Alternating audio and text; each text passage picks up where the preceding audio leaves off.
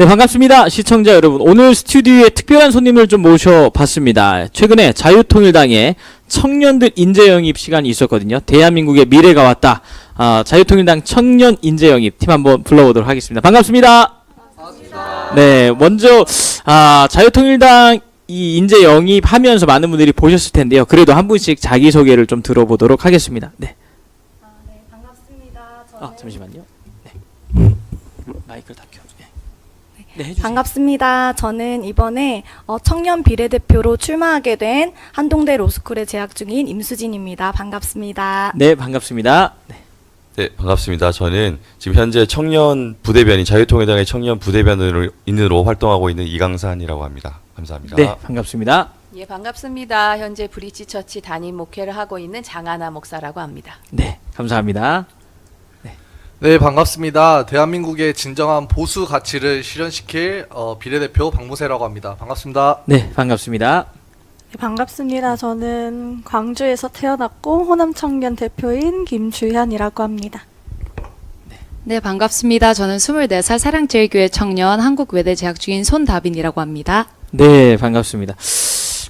먼저 이제 질문 들어가기에 앞서서 청년 비례대표로 자유통일당에 입당을 하셨는데 입당 계기가 좀 궁금하거든요. 어떻게 이 입당을 하시게 됐는지 분명히 어떤 큰 결단이 있었으니까 들어오셨을 것 같은데 짧게 한 분씩 한 분씩 짧게 소개를 좀 부탁을 드리겠습니다. 먼저 다빈 선생님부터 해볼까요? 네. 저는 제가 입당하게 된 계기는 정광훈 목사님께서 자주 말씀하시는 조용기 목사님이랑 김준곤 목사님 간증을 듣고 가장 마음이 움직였던 게 제일 큰 것 같습니다. 그래서 그런 생각으로 청년들이 진짜 나라를 일깨워야겠다는 그런 생각으로 입당을 한 것이 저의 동기가 된 것 같습니다. 네. 자세한 내용은 제가 이따가 질문을 좀 드리겠습니다. 네. 저는 이제 네. 전광훈 목사님께서 애국운동 처음에 시작하시면서 네. 그때 이제 같이 활동 시작하면서 나중에 자유통일당이라는 것도 알았고 그러면서 애국운동과 함께 자유통일당 운영하시는 전광훈 목사님의 뜻에 나도 동참하고 싶다라고 생각을 해서 네. 처음 목사님 애국운동 이렇게 하실 때 네. 그때 고등학생이었던 것 같은데 기억에 아니요, 저 그때 아니에요? 2019년도에 고등학생이 아니었나? 2019년도 대학교 1학년. 아, 그래요. 죄송합니다. 제가 고등학생인 줄로 기억을 하고 있어가지고. 네, 감사합니다. 네. 예, 제가 자유통일당을 입당하게 된 계기는 저 같은 경우에는 이제 제가 생각하는 보수의 가치가 제일 가장 적합하고 부합하다라고 생각을 했고요.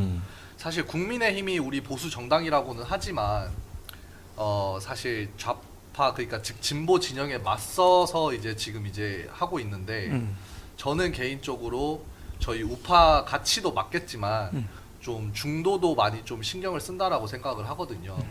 좀 큰 정당이다 보니까. 근데 진짜 본연의 우파 가치 그리고 또 저희 그 보수 콘크리트층 지지층들을 마이크를 좀만 가까이 해주시면. 예, 네.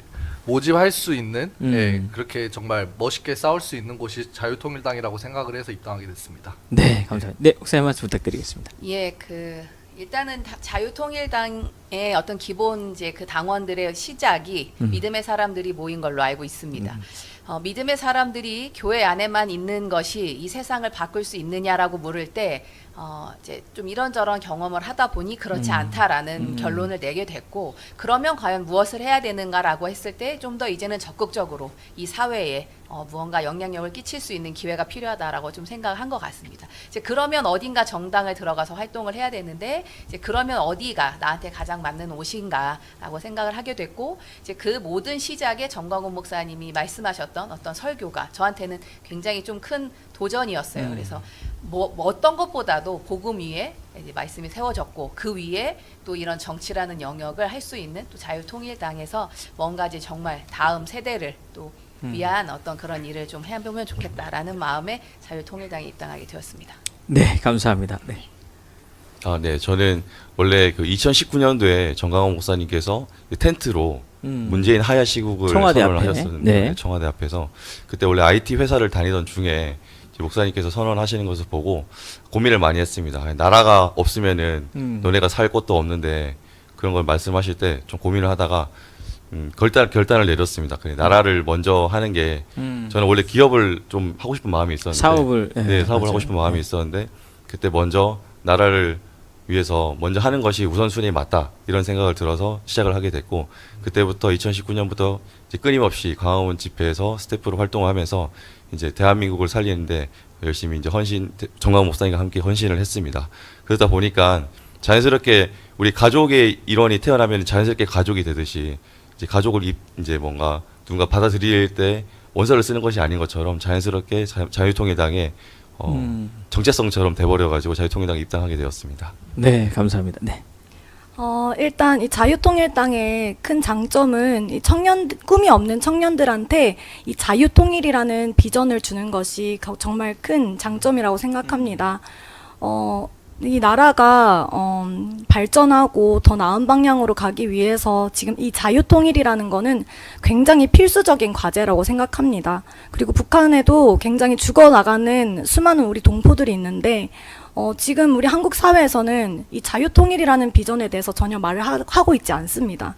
우리의 가족이고 우리의 친척인 그들이 죽어가는 것에 대해서 어떠한 정당도 얘기하지 않아요. 그래서 저는 이 자유통일당이란 이 존재가 정말 우리 정계의 필수적인, 대한민국의 필수적인 그런 존재라고 생각하여서 네, 저도 입당하게 되었습니다. 네, 감사합니다. 그러면 이제 본격적인 질문을 좀 드려보려고 하는데요. 첫 번째 질문은 청년 비례대표로 이제 나와 주셨는데 국회에 들어간다면 기존 정치인들과 다르게 기존 여야 정당과 다르게 자유통일당의 청년들로서 할 수 있는 이것만큼은 내가 꼭 입법 활동을 해내고 싶다 하시는 것들이 있다 한 말씀 좀 부탁을 드리겠는데 먼저 박모세님께서 한 말씀 좀 부탁을 드릴게요. 네. 네, 저는 우선은 만약에 국회에 입성을 하게 된다면은 반주사법 발의를 하고 싶습니다. 공산 전체주의 활동을 원천 봉쇄하고자 하는 취지고요.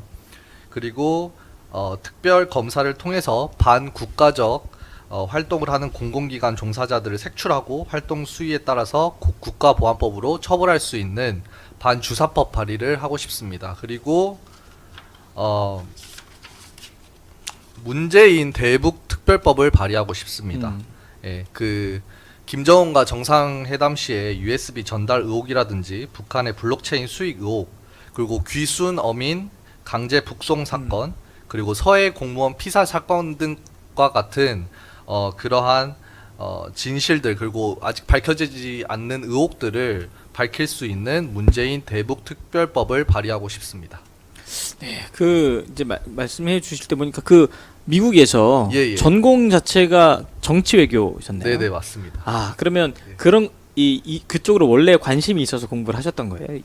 네네, 어렸을 때부터 예. 좀 뭐 역사라든지 아니면은 정치나 이런 쪽에 관심이 많았던 것 같습니다. 아, 그럼 외국에 계시다가 들어오신 지는 얼마나 되셨어요, 지금요? 들어온 지는 네. 이제 6년 정도 됐습니다. 아, 예. 6년 정도 되고 들어오셨을 때 아마 이제 정권이 막 바뀌던 시기였던 것 같거든요. 네네, 박근혜 정부. 그쵸. 거기서 이제 탄핵 일어나고 문재인 정권 들어서는 그 시기였던 것 네네. 같은. 네, 어떠셨어요, 보시면서? 처음에는 사실 좀 많이 놀랬고요. 예, 이제 물론 제가 어렸을 때 기억은 안 나지만 노무현 대통령 네. 이제 탄핵 소추 발의됐었을 때 그 맞습니다. 경험이 그때도 있었어가지고 있었죠. 예. 그래서 그 경험 때문에 저는 설마 했어요. 설마 진짜 박근혜 대통령이 탄핵 소추안이 결의가 될 거라고는 생각은 못했는데 충격이었죠. 예. 네, 그리고 맞습니다. 나서 이제 문재인 정권이 잡고 그리고 나서 딱 동시에 저도 사회생활을 시작을 했거든요. 네, 한국에 와서. 네. 네, 그래서 좀 많이 참. 놀랬던 기억이 납니다. 맞습니다. 아, 자세한 것 또 이따가 또 추가적으로 예, 여쭤보겠습니다. 이번에는 이강산님께서 또 한 말씀 좀 부탁을 드려요. 이 청년 대표로 들어가게 된다면 청년 정치인들 분명히 뭔가 좀 다른 생각이 있다는 생각이 있거든요. 그래서 이것만큼은 꼭 하고 싶다. 대한민국을 위해서 그런 게 있다면 한 말씀 좀 부탁해요. 네, 저는 오늘 제가 기사를 읽다 보니까 국민의힘에서 도태우 후보를 공천을 이제 취소를 했더라고요. 이게 보니까 그 이유가 5.18 관련해서 발언을 했다는 이유로 이제 취소를 했는데 그걸 보면서 참 안타까웠습니다. 근데 지금 이 사회가 진실을 말하면은 그것을 거짓처럼 생각을 하고 거짓을 말하는 사람들은 진실을 말하는 것처럼 이렇게 생각을 해버리니까 이 부분이 정말 많이 안타깝거든요. 지금 민주당에서는 박선원이라는 후보를 부평의 후보로 공천을 했습니다. 근데 이 분이 어떤 사람이냐면은 천안함 왜곡을 했던 사람인데 천안함 폭침을 천안함 폭침이 아니라 천안함 결함이라고 말했던 사람입니다. 그리고 미국도 문화원 점거도 하고 문재인 정부 때 이제 미군 철수와 관련된 그 유엔사 해체 종전 선언을 기획했던 인물입니다. 이런 사람을 지금 공천을 하는 민주당 행태를 보면서 이거는 정말 납득이 안 된다. 그래서 제가 만약에 국회에 들어간다면은 저는 역으로 지금 이들이 기획을 하는 게 5.18 왜곡을 하면은 처벌하지 않습니까? 법적으로 처벌한 걸로 알고 있는데 반대로 저희는 천안함 왜곡 처벌법을 추진하고 싶습니다. 그래서 맞습니다. 네, 그쪽에서도 한번 맞서 싸워보자 이런 방향으로 한번 추진해보고 싶습니다. 아, 최근에 그 정봉주 의원이라고 이번에 공천 받았다가 취소가 된 사례가 또 있었는데 그 목함지뢰죠. 전방에서 우리 군복무하고 있는 장병들이 이 목함지뢰를 밟아서 무릎 이상 다리가 절단되는 사건이 있었거든요. 근데 그거에 대해서 막말하는 팟캐스트 나와서 막말하는 거 봤는데 이런 사람이 국회의원으로 나와도 되나? 할 정도로 수위 자체가 굉장히 저질스러웠어요. 그러니까 이제 전방에 가가지고 경품을 통해서 목발 주면 되지 않냐 하면서 막 비웃는 모습들. 근데 이게 정봉주 의원이라고 하는 사람은 알고 보면 군대도 안 갔다 왔더라고요.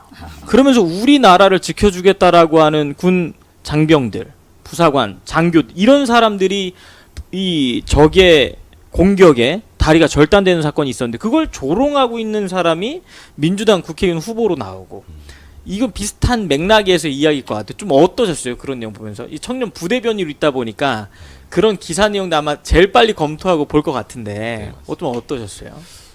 제가 이제 박모세 이제 네네. 후보에게 박모세님에게 네. 그 얘기를 들었는데 미국에서는 좌우 할 것 없이 안보에 관해서는 동일한 원칙을 가지고 있다고 합니다. 그러니까요. 네, 안보에 관해서는 그런 부분을 철저하게 저희가 잘라내야 되는 부분들이 있는데 이런 부분에 대한 이해 없이 그냥 국군 우리나라를 지키는 장병이지 않습니까? 대한민국을 지키고 있는 장병이 자기 혼신을 다해서 자기 일을 하다가 네. 목발이 나가는데 그걸 보고 조롱한다는 것은 그 사람은 대한민국 주의자가 아니라 어쩌면 다른 정체성을 가지고 있는가라는 합리적인 의심을 하고 있습니다.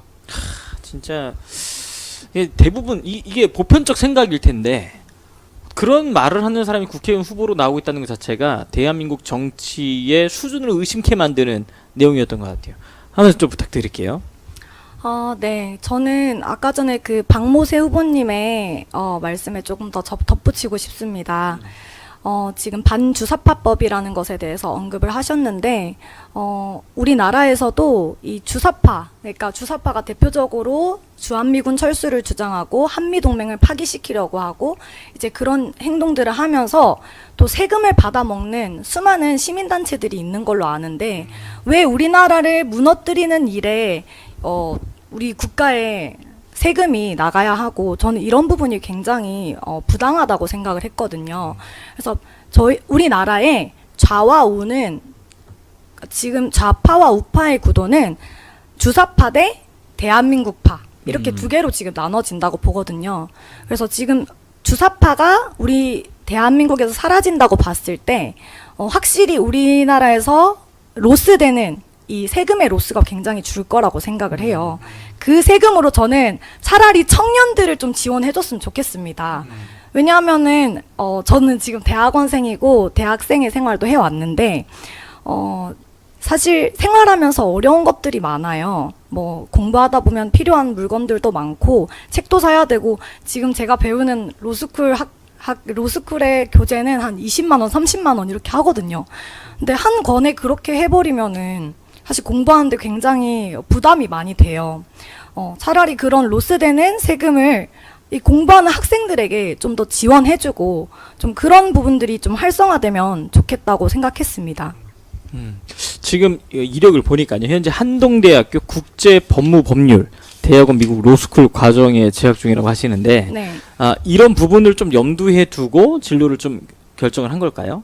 그러니까 지금 이 애국운동하는 현장에 네. 이러한 역할들로 내가 한번 준비를 해보고 싶다 해서 과를 선택을 한 걸까요? 이게? 네. 저도 이제 자유통일의 비전을 듣고 또 우리나라에 돌아가는 현실 상황들을 보면서 이제 우리나라가 굉장히 위기 속에 있다라는 거를 많이 깨달았어요. 그때도 제가 그때 출마할 때도 말씀드렸는데 네. 정치, 사회, 문화, 경제, 뭐 종교 모든 교육까지 모든 전 분야에 이 자유 대한민국을 무너뜨리려고 하는 사람들이 있었고 이미 무너진 부분들도 너무나도 많고 법도 제대로 집행이 안 되고 그리고 오히려 대한민국을 무너뜨리려는 그런 법안들을 만들어내고 국회의원들이 실제로 그래서 제가 그런 거를 보면서 이 무너진 대한민국을 어떻게 하면 바로 세울 수 있을까? 그거는 시스템을 잘 세우는 것밖에 없다. 법을 제대로 만들면 된다라고 생각이 들었어요. 이 주사파로 인해 일어나는 이 세금적 로스만 싹 사라지면은 대한민국은 더욱더 발전할 거라고 생각합니다. 네. 그리고 더욱더 청년들이 이 자유통일의 비전을 가지고 세계로 뻗어나가는 이제 그런 일들을 저는 추진하고 싶습니다. 네, 맞습니다. 이제 얘기 들으면서 사실 대학생 때 돈이 없잖아요, 이게. 네, 맞아요. 이제 이 차비 내는 것도 아깝고 막 해서 걸어 다니는 친구들도 있고 막 한데, 근데 이 대한민국 이 정치계를 보면 사실 또 우파 진영에서는 다음 인재들을 잘 안 키우려고 그래요. 네, 맞아요. 그냥 끝까지 해먹다가 자기 나갈 때 될 때 누가 하겠지 막 이런 이상한 심보가 있어가지고 근데 자유통일당에서는 특히 또 전광훈 목사님이나 함께 하시는 동역자분들이 다음 세대 양성에 대한 관심이 사실 많으시거든요. 그래서 지원에서 이렇게 키우시는 분들이 제가 많은 걸로 알고 있어서 앞으로 더 많은 이런 젊은 인재들이 지금부터 준비가 되어서 대한민국 10년, 20년 뒤의 미래의 판도를 바꿀 수 있는 동력이 좀 되었으면 좋겠다는 생각을 하게 됐습니다. 두 번째 질문으로 좀 넘어가 보도록 하겠습니다. 요즘 또 젊은 청년 세대의 관심사가 또 있잖아요. 세대별로 다 있지만 또 MZ 세대라 그래서 전혀 여기 계신 분들 중에도 MZ 세대가 있나요? 이렇게 다 다 MZ인가요? MZ. 정말요? 네. MZ가 아닌 사람 하나 어디부터 MZ 세대인 거예요? 어디부터? 밀레니얼 네. MZ에서 M이 밀레니얼이거든요. 네. 그래서 Y 세대라고 말씀하시는 그런 분들이 아마 90년 90년 이후에 태어난 사람들. 제가 아는 정의는 네. 이제 1980년도 초반부터 예. 이제 90년도 중반까지 아. 이렇게 정의한다라고. 그래요. 예. 그렇구나. 96년, 네네. 7년까지는 이제 네네. MZ인 거죠. 그래요. 그러면 요즘 세대들의 생각과 가치가 굉장히 좀 다른 게 있잖아요. 예, 그래서 청년 세대가 정치인들에게 바라는 것이 있다면 무엇이 좀 궁금하거든요. 그래서 이번에는 손다빈 후보자부터 말씀. 네. 네, 제 생각에는 요즘 청년들이 가장 많이 고민을 하는 게 특히 AI 시대다 보니까 AI가 자신의 진로와 취업에 어떠한 영향을 미치는지 그런 게 굉장히 고민이 많고 또 불안감이 많아 하는 것 같아요. 그런데 제가 알기로는 어른들께서는 저희들이 굉장히 뭐 메타버스, 소위 말하는 그런 굉장히 사이버적인 거에 굉장히 관심이 많은 줄 아시는데 사실상 뭐 뉴스 기사를 보시면 아시겠지만 저희는 메타버스와는 좀 거리가 먼 세대거든요. 왜냐하면 저희는 코로나 때 비대면이라는 그것으로 인해 굉장히 많은 피해를 얻은 세대이기 때문에 그래서 저희는 사실 비대면이 아닌 대면으로 공동체 활동을 하는 거를 굉장히 좋아하는 세대인데 그래가지고 그런 게 조금 저희는 더 잘 활성화되는 거에 굉장히 관심이 많은 세대예요. 그리고 또 거기에 더해서 다른 면을 보자면은 저희는 이제 항상 저희가 강조하는 올바른 역사의식 있잖아요. 올바른 역사의식과 또 그거에 더불어서 해외에 가서 더 많은 견문을 쌓을 수 있는 소위 뭐 유럽의 그랜드 투어 같은 그런 정책과 프로그램을 저희는 굉장히 관심이 많고 그로 인해서 새로운 공동체 활동을 하는 거를 굉장히 즐겨하는 것 같아요. 그렇구나. 그러면 이 기성 정치 세대에게 네. 구체적으로 이런 변화가 좀 있어야 된다. 대한민국 정치에 네네. 바라는 게 있다면 좀 간략하게 한마디만. 황충선 장로님이 네. 자주 말씀하시는 것 네네. 중에 우물안 개구리 전법이라는 게 있잖아요. 맞아요. 그런데 사실 그게 저희가 대한민국 안에서만 살아서 근시안적으로 모든 것을 바라다 보면은 그럴 수밖에 없다고 생각을 하거든요. 그리고 청년들에게 많은 기회가 아직 주어지지 않았기 때문에 그러한 좀 아쉬운 부분들이 있다고 생각을 해요. 그래서 좀 청년들이 더 쉽게 해외에 갈 수 있는 그런 프로그램들이 마련되었으면 전 좋겠다고 생각을 그런 합니다. 기회를 좀 더 쉽게 접할 수 있는 것들의 활로를 좀 열어줬으면 네, 좋겠다. 맞아요. 아, 좋은 것 같습니다. 네. 그다음에는 김주연 후보자한테 네. 네. 사실 요즘 청년 세대들은 이제 어렸을 때부터 교육 받았던 이야기가 너희가 어떻게 사느냐에 따라 너 인생이 달라진다. 너희가 중요하다. 뭐 사실 안보관이 어떻고 국가관이 어떻고 이런 얘기는 사실 초등학교 때부터 전 들어본 적이 거의 없거든요. 맞아요. 전교조 선생님들은 항상 이제 너희가 잘 먹고 잘 살아야지 하는 그 관점을 나에게로 돌리는 이야기들을 항상 많이 했었어서 사실 청년들은 지금 국가에 대해 그렇게 관심이 많지 않아요. 그냥 나 잘 먹고 잘 살면 국가는 누가 다스리든 상관없다가 보편적인 생각이기 때문에 나에게 더 많은 유익을 주는 사람이 정치를 했으면 좋겠다. 딱 그 생각뿐이거든요. 그렇기 때문에 청년들은 사실 기성 정치인들을 보면서 가장 불만을 느끼는 게 왜 너희끼리 해먹냐. 너희끼리 정치한다. 우리의 의견은 듣지 않는다. 노인 많다고 노인 이야기만 듣느냐. 그런 이야기가 가장 많은데 청년 세대들은 사실 정치인들에게 바라는 가장 큰 건 우리 목소리도 좀 들어달라. 나에게 관심을 가져달라. 우리가 이렇게 힘들다. 이게 가장 크거든요. 그래서 주위 청년들을 봐도 왜 정치에 관심이 없어 하면 그냥 그 사람들의 이야기뿐이다. 우리하고는 상관이 없다. 딱 그렇게 나오거든요. 그래서 가장 중요한 건 청년들의 목소리에 귀를 기울여야 하기 때문에 자유통일당이 하는 것처럼 그러니까 우리 그런 소통 창구가 좀 네. 있어야 될 것 같아요, 진짜. 기성 정치인들 보면서 지들끼리 다 해먹을 거면서 어차피 그러니까 이게 제일 사실 안타까운 건 언제 그런 얘기 듣냐면 이런 선거철 되면 들어주는 척을 해요. 네. 진짜 또 열받으려고 그러는데 제가. 장하나 목사님께 좀 여쭤보고 싶은데요. 목사님 목회도 하시다 보면 네. 청년들의 목소리를 또 많이 듣게 되잖아요. 네, 네. 그래서 그런 걸 반영을 해서 이거 한번 설명을 좀 부탁을 드리겠습니다. 예. 사실은 청년 세대의 관심사가 좀 특별히 다른 게 있을까 싶어요. 제 생각엔 청년 세대뿐 아니라 지금 네. 모든 사람들이 고민하는 건 다 하나예요. 그냥 어떻게 하면 내가 좀 더 편하게 살 수 있을까. 그거는 청년뿐 아니라 먹고 모든 사는 세대가 문제. 하는 예. 고민이고 그냥 청년 세대라 하면 그 고민 중에 그 나이 때 지금 우리는 무엇을 하고 있는가 정도의 차이가 있을 뿐 뭐 10대 때 공부하는 이유는 잘 먹고 잘 살려고 20대 때 열심히 뭐 일하는 이유도 잘 먹고 잘 살려고 그냥 모든 그냥 네네. 저 고민을 다 모으면 결국 잘 먹고 잘 살자 좀 편안한 삶을 살자에 이제 포커싱 되어 있는 것 같아요. 그러니까 참 슬픈 일이죠. 네, 맞습니다. 그거 빼고는 고민할 어떤 여력도 없고 그냥 틈새도 없는 거죠. 그냥 그거에 다 매몰돼 있어서 너무 참 슬픈 일이고 청년 세대가 정치인들한테 바라는 게 있다면 저는 스승의 부재라고 생각해요. 어떤 정치인도 예를 들면 네. 한 명이라도 좋으니까 네. 우리는 저 사람처럼 되고 싶다. 저 사람이 정치를 해서 난 너무 행복하다. 대한민국에 저런 정치인이 있어서 자랑스럽다는 정치인이 과연 한 명이라도 있는가.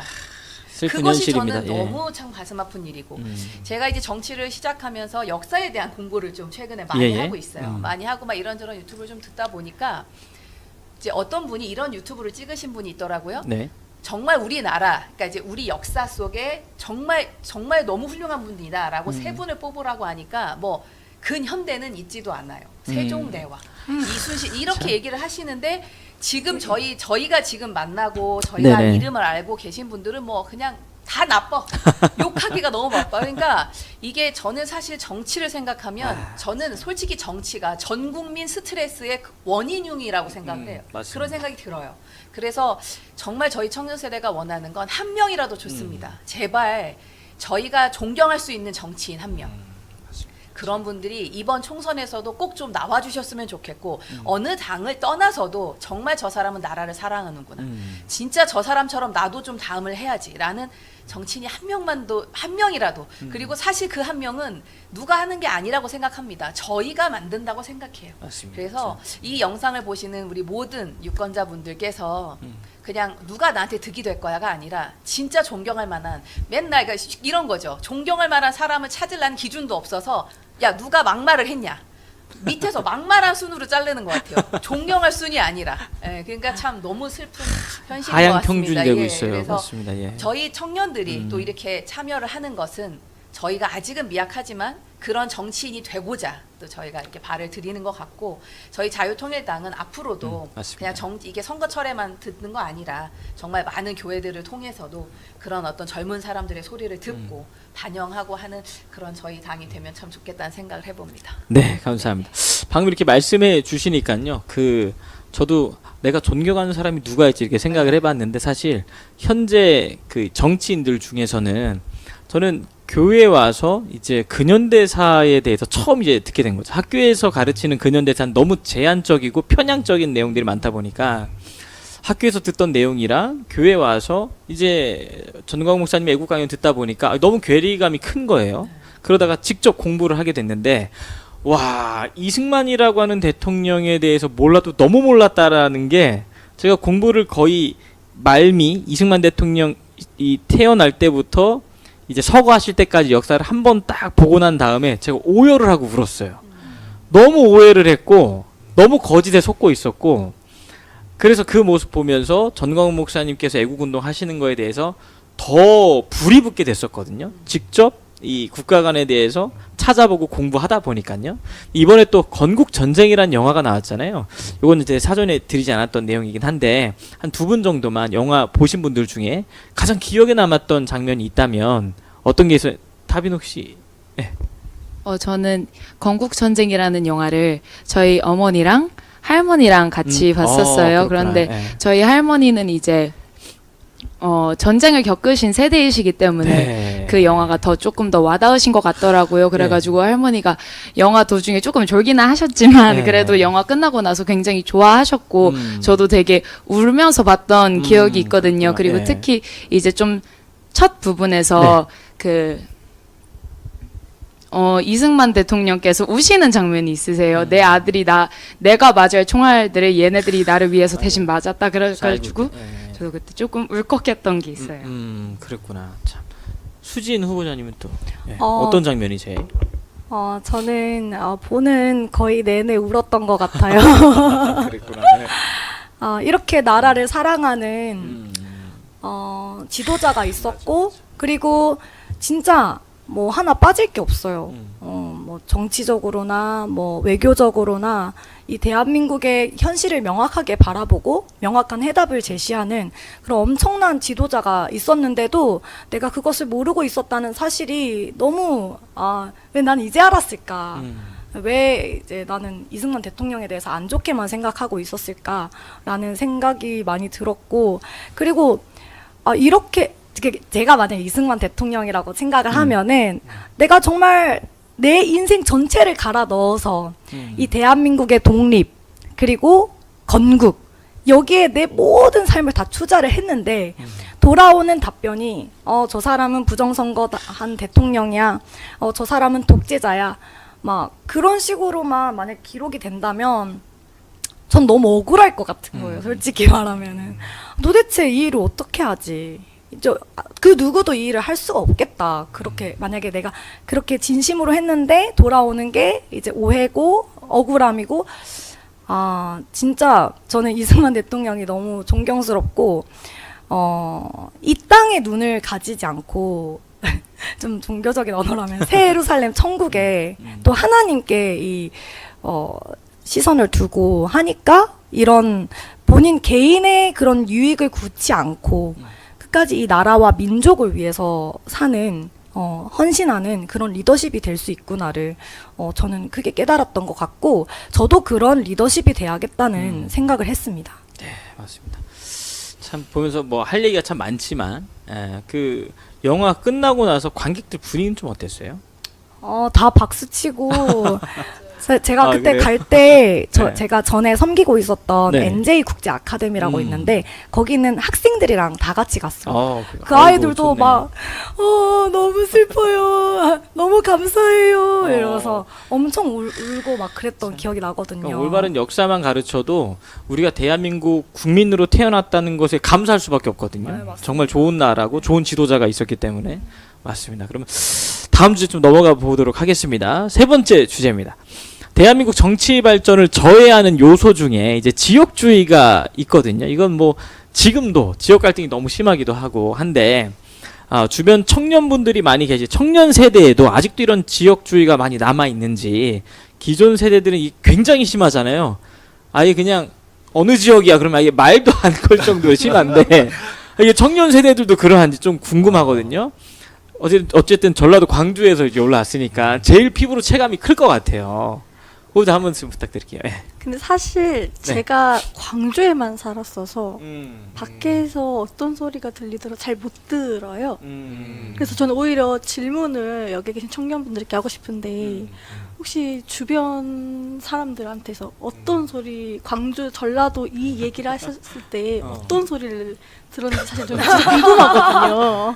한번 대답해 주시면. 그러니까 저는 이런 얘기 있었거든요. 그 대학교에 들어가면 군대나 대학에 들어가면 이제 전국에서 오잖아요. 군대. 네, 그러면 이제 전국 팔도에서 다 모이다 보니까 네. 이 약간 자기들만의 다름이 좀 있다는 느낌을 항상 줘요. 우리는 너희와 달라. 이런 느낌을 주는 거예요. 그래서 아니 왜 같은 대한민국 사람인데 뭐가 달라? 전라도 광주는 뭐가 달라? 근데 본인들만의 어떤 프라이드가 있어요. 네. 우리는 국가를 위해 피 흘린 그런 이 지역의 사람들이다라고 하는 네. 프라이드와 자부심이 있더라고요. 그 세대의 혈통이다.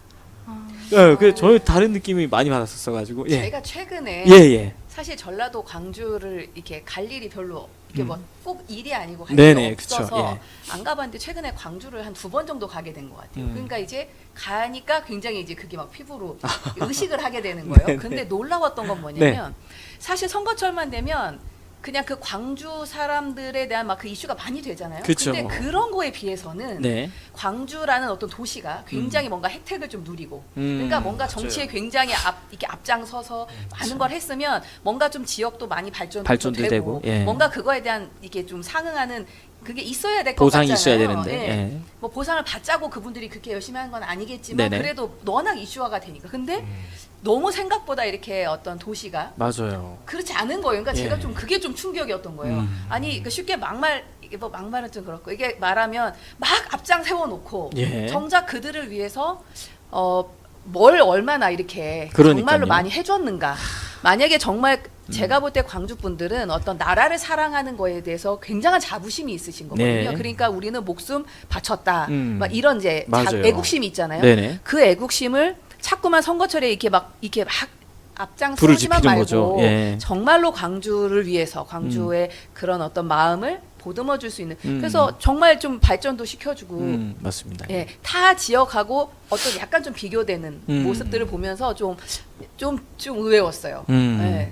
저는 그 이용하기 위한 하나의 방편이라는 생각이 좀 드는데 미국에서도 그런 게 좀 있잖아요. 일부러 흑인들을 그렇죠. 위한 예. 정치를 민주당에서 펼치지만 예. 실제 흑인들에게 좋은 어떠한 편의시설이나 이런 것들을 많이 투자하지 않잖아요. 맞습니다. 계속 가난해야 의존하게 되니까. 맞습니다. 실제 그 예. 미국도 이제 뭐 특히 대통령 선거 네네. 대선 당시에 이제 흑인의 인권 이름하에 이제 되게 많은 선거 운동을 하거든요. 미국 그러니까요. 대통령들이. 예. 근데 막상 이제 딱 대통령이 되고 당선되면 나서 예. 이제 미국에서는 이제 경찰 그런 흑인 사건들이 많으니까 과잉 그러니까요. 진압 사건들. 예. 근데 그거에 대해서는 또 이렇게 또 입을 닫고 있는. 침묵하고. 예, 침묵하고. 선거 그러니까 때는 이제 선거 때만 다 이용해 이긴 먹는 것처럼. 거예요, 예. 진짜. 예, 속으면 안 돼요. 그래서 참 좀 어떠세요? 이 약간 이런 얘기가 있던데. 예. 사실 네. 이제 진짜 하고 싶었던 이야기가 뭐였냐면 네. 아까 말씀을 해주셨는데 예. 청년들은 사실 지역 감정이라는 게 사실 거의 없어요. 아 그렇구나. 거의 없는데 네. 이게 이용해 먹는다는 느낌을 사실 청년들도 받아요.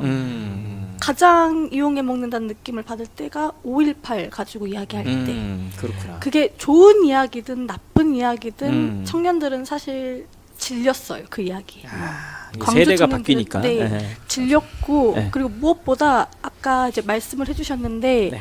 광주 사람들은 5.18로 인해서 특별하게 혜택을 받건 한 건 없어요. 오히려 진짜 광주 한번 와보시면 알겠지만 많이 낙후가 됐어요.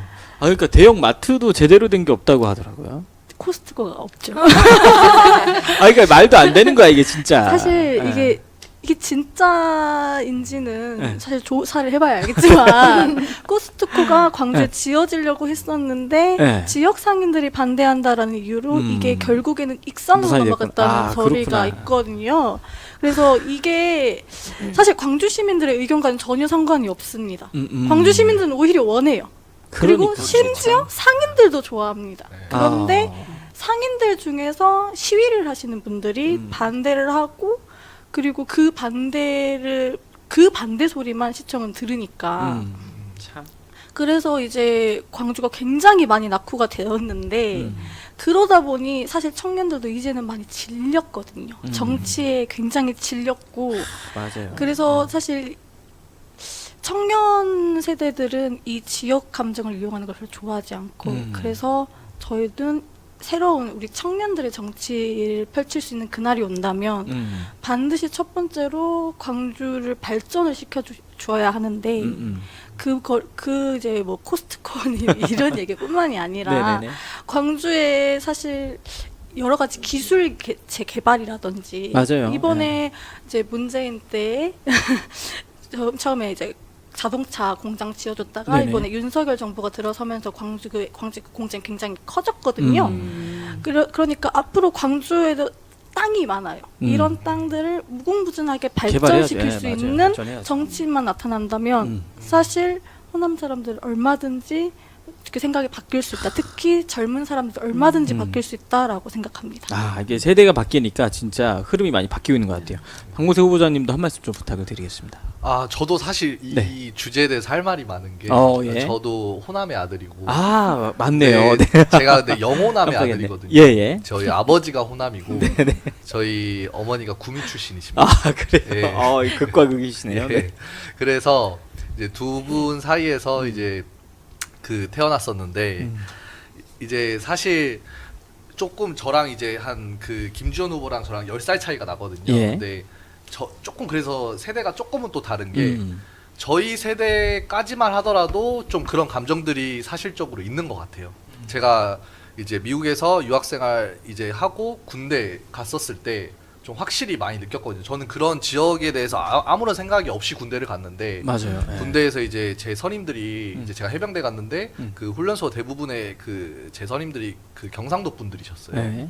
그래가지고 저는 그냥 아무 생각 없이 너 어디서 하냐. 근데 그때 당시에 제가 전라도에 살고 있었어서 이제 좀 그런 지역 감정을 많이 느꼈고 아, 그 출신만으로도 예예. 차별을 하는 거죠, 이게. 사실 이제 여기서 이제 말 담을 수 없는 비속어들 아, 그런 맞아요. 단어들을 참. 하고 근데 이제 제가 이 문제에 대해서 한번 진지하게 한번 생각을 해봤어요. 그리고 저는 대구에서도 또 살았어서 대구 친구들도 있고 또 광주 친구들도 있거든요. 네. 지금도 연락을 하고 있고 그래서 실제로 그 친구들의 얘기를 들어봤었을 때 그리고 또 정가홍 목사님께서 여기 나오셔서 한번 말씀하시던 게 기억이 나는데 이 그 호남이랑 이 영남 쪽은 네. 이제 수도권 쪽으로 아무래도 수도권에 이제 많이 이제 집중이 되어 있다 보니까 이제 교통이나 이런 부분들이 다 맞습니다. 이렇게 위로 뻗쳐져 있잖아요.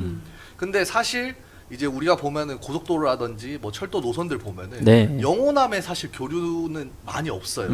다 수도권에 집중이 되어 있단 말이에요. 근데 저는 이 부분도 좀 많은 역할을 한다고 아, 문제가 보거든요. 좀 있다. 예, 그래서 좀 수도권 집중화를 조금은 이제 좀 이제 그 이제 좀 늦추고 이제 맞아요. 지방으로 좀 많은 기업들을 이제 좀 이전시키고 물론 그러기 위해서는 많은 정책들이 필요하겠지만 네네, 맞습니다. 예, 그리고 영호남 간의 좀 뭐 교통 예, 도로철도라든지 고속도로라든지 서로 교류할 수 있게끔 하면은 좀 많은 것들이 좀 해소가 되지 않을까 네, 현실적으로 그런 생각이 듭니다. 맞습니다. 예, 예. 참 그 얘기해 주시는 내용들에 참 저도 이제 들으면서 할 얘기가 많았었는데 예, 예. 일단 이건 좀 중요한 이제 대목인데 본론격 대목으로 이제 넘어가 보도록 예, 하겠습니다. 자유통일당에 입당을 하셨잖아요. 그러면 예. 이제 자유통일당이 이 시대에 지금 왜 필요한가? 국민들이 보실 때 아 맞아 그래서 필요하지라는 설득력이 있어야 된다는 생각이 좀 들거든요. 네. 이 부분에 대해서 먼저 장하나 목사님 한번 부탁드리겠습니다. 제가 생각할 때 지금 이 나라의 모든 문제를 해결할 수 있는 힘은 저희 자유통일당이 갖고 있다고 생각을 합니다. 이유도 있어요. 네. 이유는 간단합니다. 아까 말씀하신 지역주의, 저희 부모님 세대들이 뭐 정말 다 없어지지 않는 한은 정말 완전히 세대가 바뀌어서 저희가 뭐 완전 주도권을 잡을 때쯤에야 아마 조금 그런 얘기가 없어질 겁니다. 근데 뭐 그건 불가능한 일이죠. 그러다가 보면 사실은 저희가 알게 모르게 사회에 나가 보시면 아마 더 뼈저리게 학연, 뭐 지연 이거를 그쵸, 예. 그냥 말로 없앤다지 불가능합니다. 불가능해. 예, 그러다 보니 분명한 공통분모를 가지고 있는 누군가가 움직이지 않으면 절대 이 어떤 이제 갈라져 있는 것들을 합할 수가 없잖아요. 그런데 저희 자유통일당만 유일하게 저희가 가지고 있는 그 4대 정신 중에 하나가 기독 그 성경 위에 세운 나라잖아요.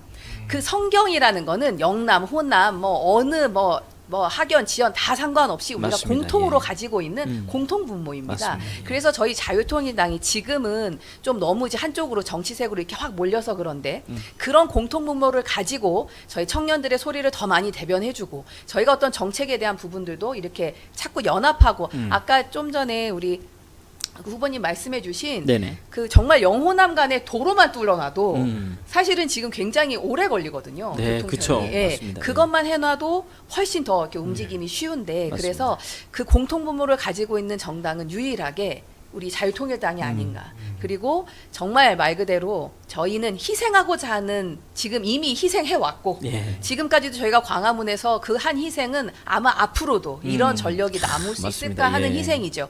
그 희생은 저희를 위한 희생이 아니었잖아요. 그럼요. 그냥 이 나라를 지켜보겠다고 모아진 정말 국민들의 소리였다고 생각합니다. 그런 어떤 희생의 정신과 그런 공통분모를 가지고 있는 자유통일당만이 앞으로 계속 정치 속에서도 네네. 저희가 계속 살을 붙여갈 수 있을 거라고 생각합니다. 아, 네, 감사합니다. 또 말씀해 주시니까 제가 이제 또 생각이 드는 게 임수진 후보님께 좀 질문을 드릴게요. 지금 국회에 보면 여당이든 야당이든 장로님 권사님 들어가 계세요, 지금. 맞아요. 예. 많이 계세요. 적지 않아요. 수십 명이 들어가 계세요. 그런데 이게 당에만 들어가면 개인이 어떤 신앙 양심에 따른 입법 활동을 못 하잖아요. 네. 이게 그 당의 당론을 따르지 않으면 4년 뒤에 공천을 못 받으니까 이 공천이 생명줄이라고 생각을 하는데 그러다 보니 김준곤 목사님, 조영기 목사님께서 벌써 20-30년 전에 그걸 내다보시고 한국 교회 무너지면 대한민국도 무너지는 거다. 그러니까 이걸 막기 위해서 반드시 국회에 진입을 해야 된다. 네. 해서 지금까지 25년 이상 달려온 게 자유통일당이잖아요. 네, 네. 그러면 이 자유통일당이 지금 이 시대에 이 시점에 해야 될 역할이 좀 뭐라고 보시는지. 이 우리나라를 이루는 가장 작은 단위가 가정이고 더 크게 또 이제 이 좀 모임의 큰 형태라고 볼 수 있는 교회 그리고 국가 이렇게 있는데 사실 이 가정이 무너지고 교회가 무너지면 사회 전반적인 모든 것들이 무너진다고 보면 되거든요. 그래서 이 조용기 목사님, 김준곤 목사님이 말씀하신 게 벌써 20년 전에 말씀하신 게 기독인의 정신을 정확하게 가진 그 정당이 국회에 들어가야 된다. 들어가지 않으면 우리나라가 이슬람과 뭐 동성애 차별금지법 이런 걸로 인해서 굉장히 고통받을 거고 대한민국 교회는 사라질 거고 이 땅의 가정이 해체될 거고 대한민국이 무너질 거다. 그리고 결국에는 이 광화문 스퀘어에 이승만이 안 되나 죄송 이순신 동상 위에 김일성 동상이 설 거고 결국에는 그 말이 뭐예요? 북한이 된다 이 말이죠. 북한이 흡수통일된다 이 말인데 지금 굉장히 이슈화가 되는 게 이제 동성애를 지지하는 그런 분이 이제 더불어민주당의 비례대표로 나오려고 했다가 이번에 이제 취소가 됐는데 저는 굳이 저희가 그 지금 선진국이라고 말하는 그 몇 개 국가에서 이 차별금지법이 통과됐다는 것을 알고 있습니다. 그리고 그 일로 인한 수많은 효과들, 어떤 영향들이 있었는지를 저희가 다 보고 듣고 있어요. 예를 들면은 나는 여자다. 저 여자잖아요. 근데 전 여자인데 위에는 여자라고 느끼는데 밑에는 남자라고 느낀다. 네, 그런 사람이 있고 대체 무슨 사람이야? 이게 말할 수 없는 그런 엄청나게 많은 성들이 있다고 제가 들었어요. 20개 넘게 있다고 들었어요. 미국에 성이 몇 개죠? 미국의 성은 제한되어 있지 않고요. 예. 또 이건 이제 짧게 말씀드리자면은 네네. 저희가 문화 충격을 받았던 것 중에 하나가 네. 제가 대학교에서 이제 제 자신을 소개를 할 때 네. 이름을 보통 얘기하지 않습니까? 네. 근데 이름을 얘기하지 않고 네. 그러니까 이름은 얘기하고 그리고 두 번째로 얘기하는 게 네. 미스터로 갈지 어. 미스로 갈지 말해달라. 그러니까 내가 남자라도 미스로 갈지 말을 I go by miss 네. 그러면은 이제 미스로 불려지는 거예요. 어. 실제로 대학교에서 제가 경험했던 거거든요. 아. 근데 그리고 이제 이 차별법이 말씀하신 것처럼 네네. 통과됐었을 때 가장 큰 그 미국도 보수파가 있지 않습니까? 예. 그쪽에서 가장 이제 우려하면서 말했던 말이 그러면은 이제 그 성소수자들 중에서 동성 그 연애자들만 있는 게 아니라 그쵸. 실제로 이제 그 아이를 사랑하는 또 맞아요. 그게 있거든요. 네. 그런 분들도 또 그럼 통과시켜 줘야 된다. 그러니까 그게 끝이 없는 거죠. 어떻게 보면 사실은. 예. 맞습니다. 이어서 그럼. 예. 네. 그래서 제가 얘기 들은 거는 예를 들면은 내가 남잔데 여자라고 생각이 들어서 여자 화장실에 들어간 거예요. 여자 화장실에 들어가서 예를 들면 성추행 사건도 많이 있었고 성폭행 사건도 많이 있다고 제가 얘기를 들었고 예. 진짜 충격적인 거는 예를 들면 남자의 몸인데 난 여자라고 생각해서 여자의 목욕탕에 들어간 거예요. 여자의 목욕탕에 들어갔는데 사실 업주 입장에서는 여자인 손님들이 굉장히 불편해하고 사실 제가 여잔데 남자가 갑자기 여자 목욕탕에 들어온다고 생각하면은 너무 끔찍할 것 같아요. 불쾌하죠. 너무 불쾌하고 이거는 이게 성폭력에 노출될 수 있는 부분들이고 굉장히 사회의 혼란을 야기하는 네, 맞습니다. 그런 문제라고 저는 생각을 해요. 저도 이미 이제 법안들을 한번 훑어봤을 때 네. 그들을 차별하지 않고 그리고 특히 우리 소수자라고 하면은 네네. 약간 장애인 분들이나 그런 핸디캡이 있는 분들이 있잖아요. 네. 그런 분들을 충분히 우리가 차별하지 않도록 법이 다 마련돼 있습니다. 음. 이제 그런데도 굳이 끝까지 차별금지법이라는 것들을 이제 내걸면서 하는 거는 저는 진짜 이 차별금지법의 본래 목적과 좀 부합하지 않다고 생각하고 그리고 모든 것들에는 의견이 있잖아요. 근데 이 차별금지법이 통과돼 버리면은 이 표현의 자유를 그냥 완전 묵살당하게 되는 그런 법이라고 제가 알고 있습니다. 내 의견도 제대로 말을 할 수 없고 예를 들면은 내가 예수님을 믿는데 이 복음을 전하다가 그냥 감옥에 가야 되는 거예요. 왜 너는 나한테 나는 너랑 생각이 종교를 다른데 강요하냐? 종교를 강요하냐? 그리고 목사님들은 목사님의 사명이 말씀을 올바르게 전하고 양들을 잘 키워내는 건데 그쵸. 어떤 말씀은 줄 수 있고 어떤 말씀은 줄 수 없고 이거는 진리에 부합하지 않다고 보고 그렇게 하면은 그 집단 그러니까 교회라는 한 집단에서 마땅히 전해야 되고 말을 해야 되는 그것들을 전달하지 못하고 진리가 흐려지고 그러면 결국에는 이 한국 교회는 무너질 수밖에 없는 거죠. 네. 맞습니다. 참.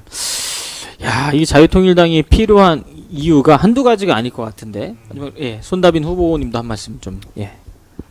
저는 자유통일당이 필요한 이유가 제가 사실은 이 말을 굉장히 자유통일당 전화봉사를 할 때 자주 사용을 하는 말이에요. 네. 그런데 저희는 정통 보수 정당이라고 하는 저 당이 저희를 제대로 대변을 해주지 못하고 있잖아요. 예를 들어서 주한미군 철수 반대나 국보법 강화나 그리고 지금 말씀하신 차별금지법 반대 그런 거를 제대로 대변을 해주지 않고 있잖아요. 그래서 저 정통 보수 정당이 새로운 좌파로 변해가고 있는 이 시점에서 진짜로 정통 보수의 이념을 가지고 있는 당은 자유통일당밖에 없거든요. 그리고 또 역사적인 측면에서 보자면은 대한민국은 항상 미국의 도움을 받고 미국을 도움을 받아서 건국이 된 나라잖아요. 그래서 미국 선교사분들이 소금배에 타올르셔가지고 또 그리고 밀가루로 전도를 하셔가지고 그게 다 돌고 돌아서 이승만 대통령의 건국 이념으로 한국 교회가 세워지고 건국이 된 건데 그리고 또 나중에 가서는 주한미군들 덕분에 우리가 6.25 전쟁에서 그나마 지금 여기까지 올 수 있었고 했던 그런 사실이 있는데 황중성 장로님이 네. 넥스트 워에 대해서 그 책에 대해서 말씀을 하실 때 항상 말씀하시는 부분이 주한미군은 내전에는 개입을 할 수 없잖아요. 맞아요. 그래서 대한민국에 이러한 새로운 이념 전쟁이 생겼을 때 이게 그리고 진짜 실제 전쟁으로 더 퍼져 나갔을 때는 행동할 수 있는 당은 자유통일당밖에 없다고 생각을 해요. 그래서 여태까지 우리가 미국에서 도움을 받아왔다면은 이제는 진짜 우리 국민들이 우리 자신을 지킬 의사가 있다는 거를 표현을 해야 되고 우리는 또 북한과의 자유통일을 이루고 싶다는 거를 의사를 표현한다고 생각을 했는데 또 정통 보수 정당은 안 하고 있잖아요. 그래서 자유통일당이 필요하다고 봅니다. 그러니까 지금 말씀하신 대로 네. 사실 대한민국에 이념적으로 따지면 우파가 없어요. 네, 맞아요. 그러니까 이 지금의 더불어민주당은 극좌로 더 가고 있고 네, 그렇죠. 국민의힘 같은 경우에는 중도를 잡겠다고 우파에서 중앙으로 막 가고 있고 네. 근데 그러니까 결국은 사실상 우파가 새로운 없어요. 좌파로 가고 있는 거잖아요. 그러니까요. 방향성을 놓고 네. 보자면 그러니까 지금 대한민국의 정통 보수 우파의 이념을 갖고 있는 그러니까 건국 정신을 유지해 오고 있는 정당이 없다는 거잖아요. 네, 맞습니다. 그게 제일 지금 심각하고 큰 문제인 것 같습니다. 그리고 방금 이제 쭉 이야기하실 때 중요한 부분 중에 하나가 이러다 보면 대한민국이 사라질 수 있다. 이 어떤 공산화의 위기도 있지만 지금 전 세계적으로 대한민국을 바라볼 때 가장 심각한 사안 중에 하나가 또 저출산이거든요.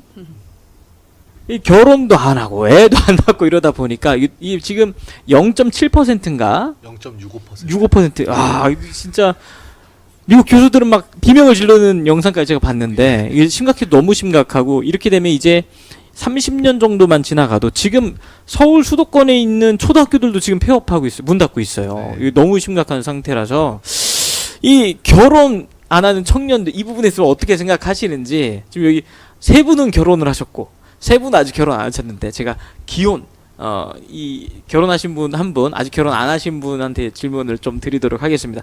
이강산 우리 후보자님 결혼하신 지 몇 년 됐어요? 결혼한 지 지금 이제 7년 차 됐습니다. 아 오래됐네요. 자녀는 지금 자녀가 이제 아들 딸 해서 2명입니다. 두 명. 이게 애국자예요, 애국자. 결혼해서 자녀만 낳는다고 애국자예요, 진짜. 한마디 해보세요, 좀. 네, 저출산 문제가 요즘 많이 심각한데 맞습니다. 그래도 열심히 이바지하기 위해서 노력을 하고 있습니다. 이거 어떻게 해결해야 되는 거예요, 대체? 근데 저도 네. 이게 저도 최근에 기사에서 뭐 저출산 문제가 많이 대두돼가지고 많은 고민을 해봤었는데 이제 뉴욕타임즈에서 먼저 대한민국에 대한 문제를 다뤘더라고요. 이제 지금 흑사병 때보다 예전에 유럽의 흑사병으로 굉장히 인구의 3분의 1이 감소했다고 할 만큼 많은 사람이 죽었었는데 그때 사람이 죽었던 숫자의 그 속도보다 지금 대한민국의 인구가 줄어드는 속도가 더 크다. 그래서 대한민국이 굉장히 위험하다는 기사를 본 적이 있습니다. 그 이후로 지금 대한민국이 지금 저출산 문제가 굉장히 심각한 화두가 되고 있는데 근데 저는 반대로 좀 생각을 해봤어요. 그게 네. 뭐냐면은 등잔 밑이 어둡다고 우리가 항상 뭔가를 하려고 하는데 밑 빠진 독에다가 뭔가를 부으면은 그게 아무런 효과가 없지 않습니까? 그렇죠. 지금 제가 알기로는 정부에서 그동안 막대한 재정을 투입해서 200조가 넘는 돈을 투자해서 저출산 문제를 해결하려고 했으나 아무런 그 도움이 되지 않았고 출산율이 지금 현재 작년 기준으로 0.6 정도 되는 걸로 알고 있습니다. 다른 선진국들은 뭐 1.72까지 가지만은 그런 상황에서는 제가 밑빠진 독이 무엇일까를 먼저 생각을 해봤습니다. 근데 그게 바로 저는 낙태 문제라고 봤거든요. 지금 대한산부인과 의사회 협회에서 제가 자료를 찾아보니까 예. 낙태로 인해서 지금 그 공식적인 자료는 1년에 낙태가 110만 명이 와, 되고 있다고 엄청나구나. 발표를 했습니다. 근데 110만 명이면 하루로 계산을 해보면 약 3천 명 정도인데 하루에 태어나는 아기 숫자가 몇 명이나 된다고 하루에 3천 명의 아기를 낙태를 시킨다면 사실 죽이는 살인이라고 저희는 보고 있거든요. 그 아이를 죽이면서 저출산 문제를 논한다는 게 참 말이 이치에 맞지 않다고 사실 생각을 했습니다. 그리고 그걸 좀 뒷받침하는 자료들이 많이 있었는데 그 약 같은 경우에 이제 흔히 낙태약은 아직 대한민국에서는 불법인데 그런 불법인 약을 거의 100만 개가 지금 수요자가 있다고 팔리고 있다고 이제 비공식적인 자료로 지금 흘러가고 있는 중이거든요. 그런 거 그리고 제가 개인적으로 경험을 해봐도 몇 년 전에 학원을 우연히 이제 대학원 준비하면 학원을 갔었는데 그 학원에서 조교를 만난 조교가 이제 서로 이제 도와주고 하다 보니까 조금 친해져서 이제 근데 학원을 이제 끝나고 나서 나중에 몇 개월 뒤에 그 학원 조교로부터 전화가 왔더라고요. 자기가 지방에 갔는데 혹시 돈을 빌려줄 수 없겠냐고 저한테 물어보더라고요. 그래서 갑자기 뚱딴지같이 잘 알지도 못하는 분이 웬 돈인가 해서 그 이유를 물어봤어요. 그런데 자기가 여자친구와 이제 그렇게 관계를 가진 것 때문에 아이가 생겼는데 이거를 자기가 사실은 지워야 된다. 근데 혹시 그것 때문에 돈을 빌려줄 수 있겠냐고 해서 저는 당연히 낙태를 절대 하면 안 된다고 생각하기 때문에 설득을 했습니다. 설득을 했는데 절대 낙태는 이건 생명이고 막 이런 영상도 유튜브 영상도 보내주고 했지만은 그 친구가 나중에 며칠 뒤에 연락이 끊어졌더라고요. 이제 그런 문제를 보고서도 아 이게 대한민국에 굉장히 심각한 문제구나, 이게 숨어 있는 문제라고 생각을 했습니다. 그래서 이런 걸 종합적으로 고려해 보니까 아 이거 숨어 있는 낙태 문제를 먼저 해결해야 된다. 그래야지 대한민국의 저출산 문제를 해결할 수가 있다. 이런 확신을 가지게 됐습니다. 아, 밑 빠진 독에 물을 부었을 때 그럼 이게 대체 새고 있는 그 근본적 이유가 뭘까로 봤을 때 대한민국 낙태 문제 중요한 또 포인트인 것 같습니다. 그러면 이번에는 임수진 후보자님은 한 말씀 좀 부탁을 드릴게요. 저도 네. 이 질문을 봤을 때 사실 낙태 문제가 굉장히 심각하다고 생각을 했는데 그렇구나. 왜 낙태를 하려고 하냐 생각해 보면은 여자들은 경력이 단절되고 또 이제 아이를 실질적으로 키울 수 있는 역량이 안 되기 때문이라고 저는 생각하는데요. 저 같은 경우도 어렸을 때 할머니 손에서 자랐어요. 그래서 할머니한테 너무 많은 사랑을 받고 할머니가 얼마나 좋은 존재고, 그러니까 부모를 공경하고 그 윗세대를 존경하는 그런 마음들을 제가 할머니 손에서 자라면서 많이 이렇게 경험한 것 같은데요. 사실 저는 여기서 포인트를 잡았어요. 좀 이 저출산 문제가 아까 전에 말씀드렸다시피 아이를 키우기 힘들다고 했는데 사실 할머니처럼 이 아이들을 잘 키울 수 있는 사람이 없어요. 본인의 자녀도 키워보셨고 분명 손주도 있으실 거잖아요. 그럼 이 아이들을 키우는 육아의 마스터, 전문가가 바로 시니어 세대란 말이죠. 그래서 시니어 세대들을 저희 아기를 실질적으로 양육하기 어려운 그런 부모 세대와 매칭시킴으로 인해서 좀 그런 부분들을 조금 완화해주면 좋겠다라는 생각이 또 들었고 또 시니어 분들의 일자리도 해소가 되고 그리고 일을 해야 하는 부모의 그런 어려움도 해소가 되는 이제 그런 순 효과가 있다고 생각해서 저는 또 그렇게 생각을 했고요. 또 저도 어렸을 때 생각해 보면은 원래 제가 아기였을 때 되게 작은 집에서 부모님이랑 같이 살았어요.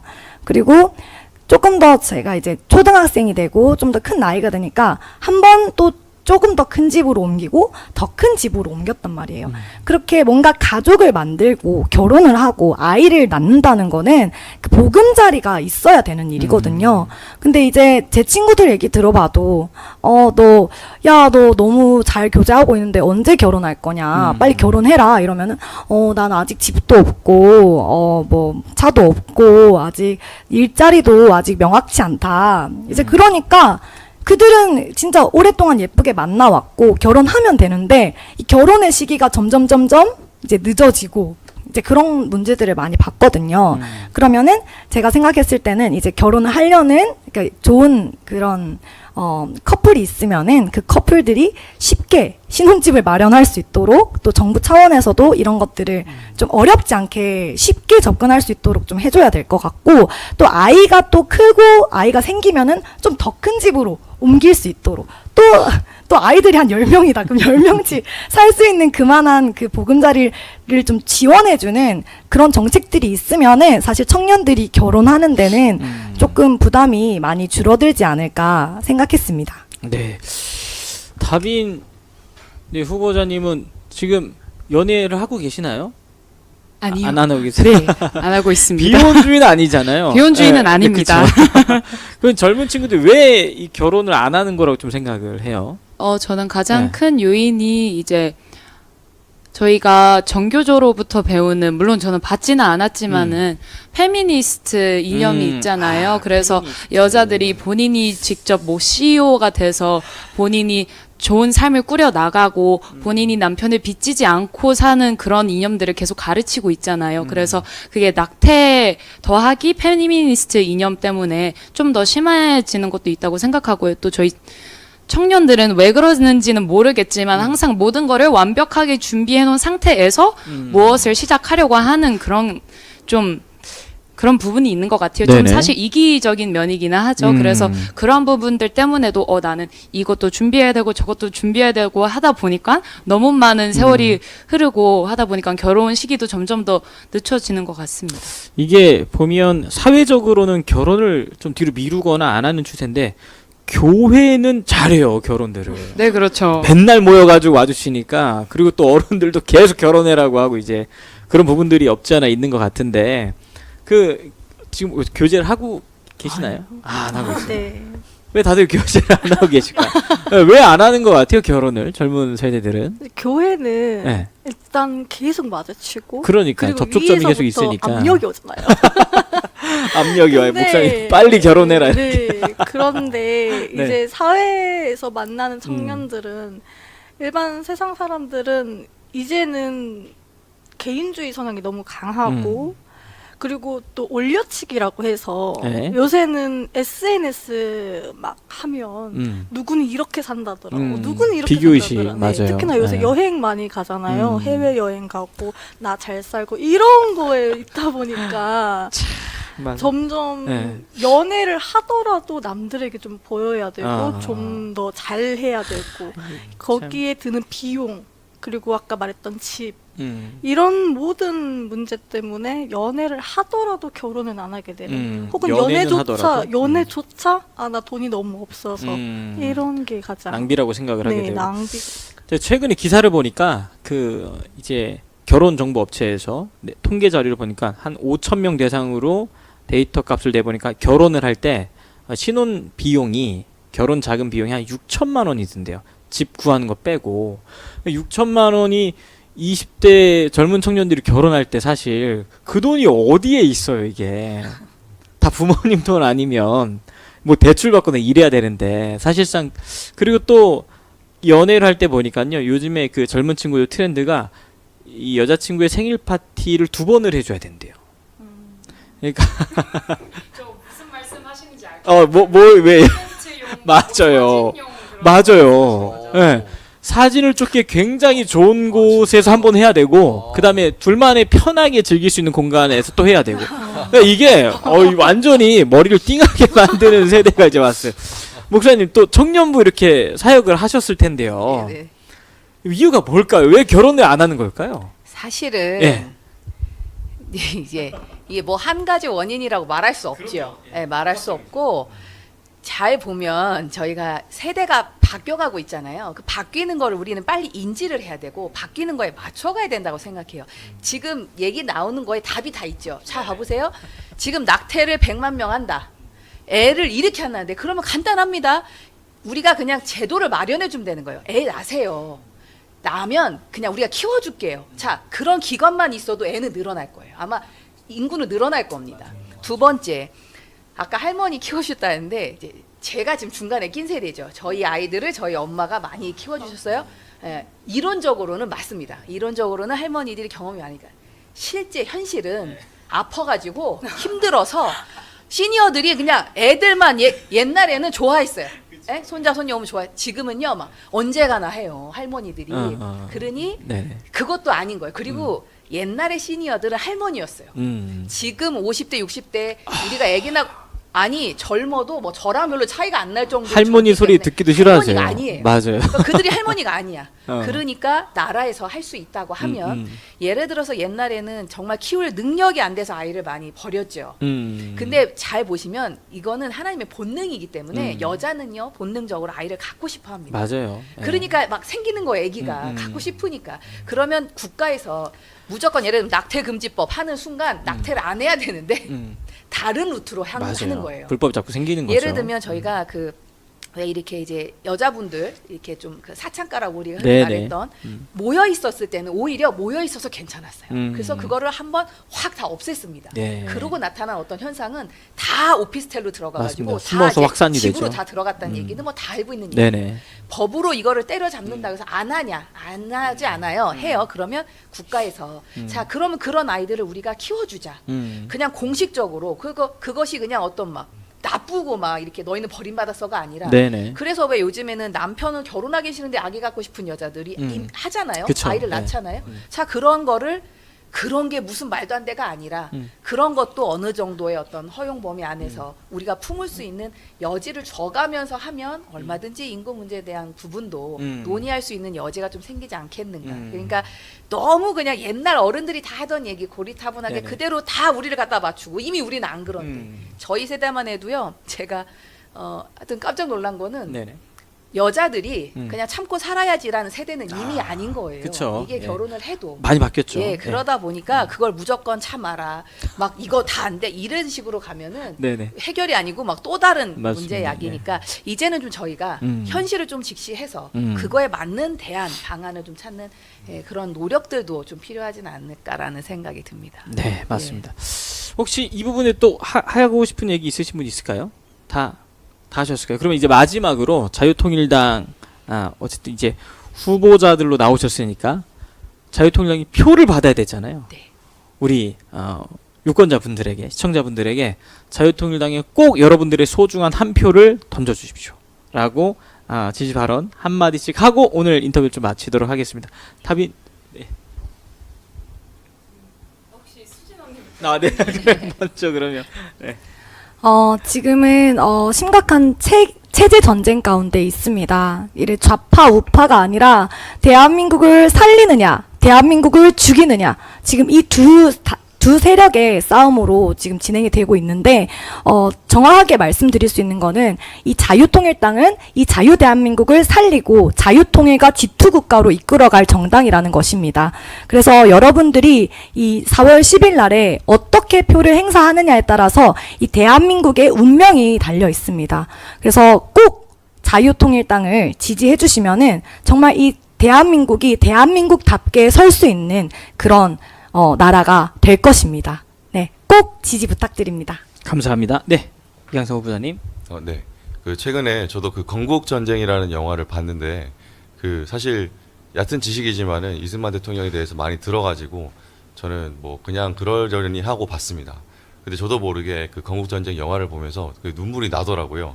어떤 부분이었냐면은 이승만 대통령이 스위스보다 먼저 대한민국이 여성 참정권을 인정했을 때, 그리고 하와이에서 그 대한민국 그 국민들이 정말 고생할 때 한 집 한 집 찾아가면서 그 섬까지 배를 타고 신방한다 그러죠. 한 집 한 집 찾아가면서 그런 모습을 영상으로 봤을 때 저도 모르게 눈물이 나더라고요. 이제 그런 부분을 보면서 진짜 건국 전쟁을 했던 제1 건국 전쟁을 했던 저희 세대들이 정말 많은 고생을 했구나. 그들의 희생과 헌신으로 인해서 지금 저희 청년들이 이렇게 아름답고 좋은 대한민국 땅에서 이제 발판을 삼아서 잘 지금 살고 있는 것이라고 생각을 했습니다. 그래서 지금 이제 그러한 노력을 저희가 잘 이어가서 다음 제2의 건국전쟁인 주사파들과도 싸워야 하고 이러한 더 아름답고 좋은 대한민국, 그리고 자유통일 대한민국을 만들어내기 위해서 저희 청년들이 조금이나 보탬이 되기 위해서 열심히 뛰겠습니다. 감사합니다. 네, 감사합니다. 선생님 말씀 부탁드리겠습니다. 이미 이 지금 유튜브를 보시는 분들은 다 자유통일당을 지지하시는 분들이죠. 네, 맞습니다. 예. 예.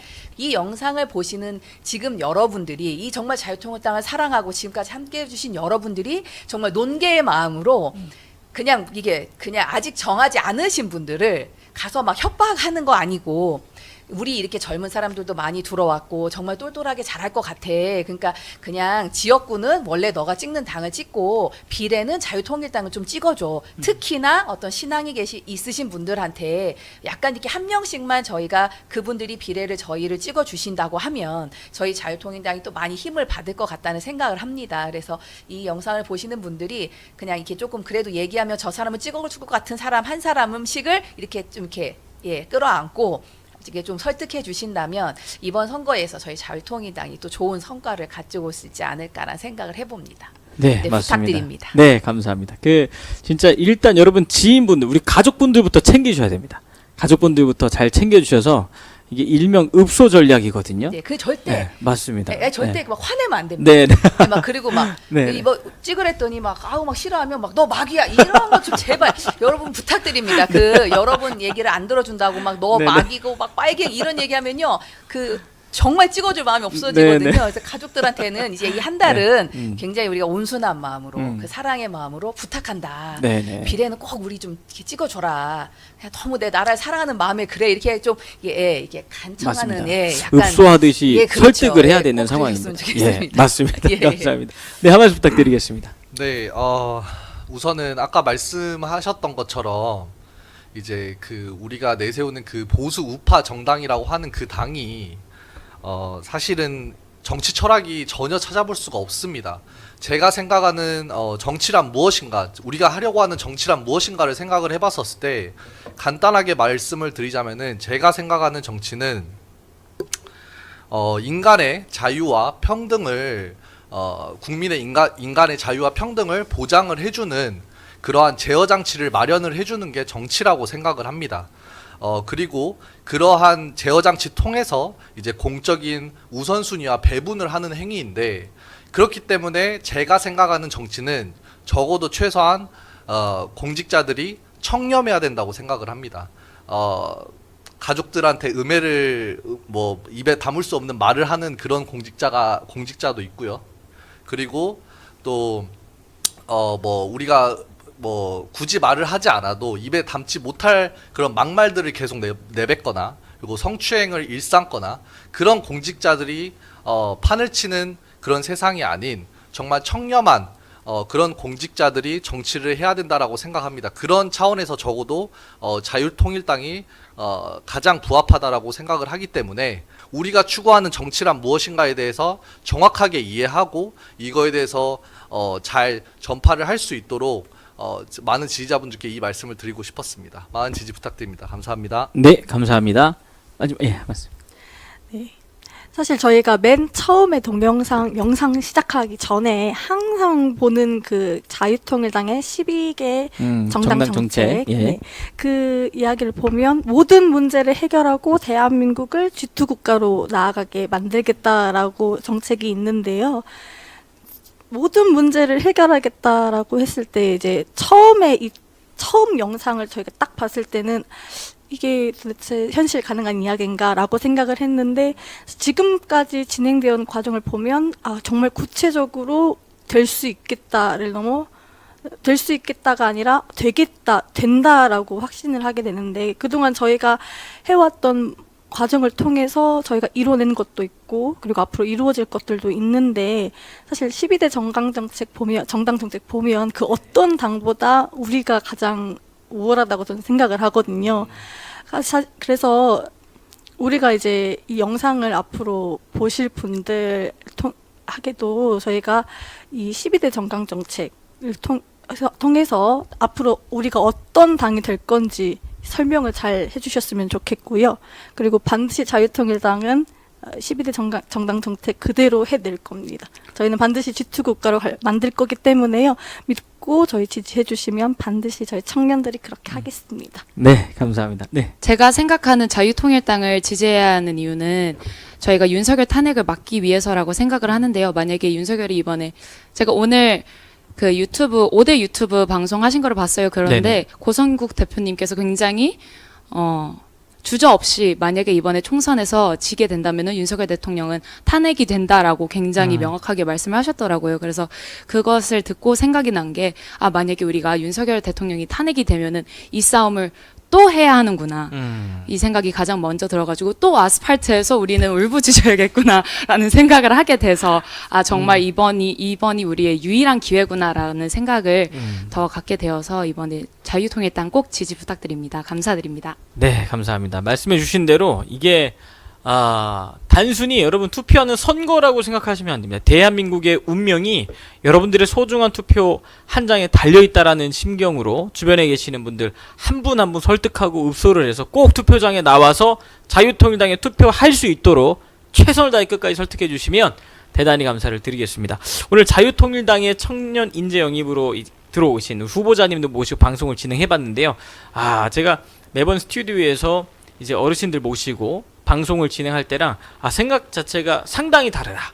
그리고 충분히 긍정적인 미래를 볼 수 있겠다. 진짜 대한민국의 미래를 준비할 만한 가치가 있다라는 생각을 인터뷰하면서 생각을 많이 해보게 됐습니다. 오늘 인터뷰 여기서 마무리하고요. 추후에 다시 한번 모시고 여러분 찾아뵐 수 있도록 하겠습니다. 오늘도 이승만의 구호로 좀 마무리를 하겠습니다. 제가 선창을 할 테니까 손을 딱 올려주시고 따라해주시면 감사하겠습니다. 뭉치자! 싸우자! 이기자! 감사합니다. 감사합니다. 수고하셨습니다.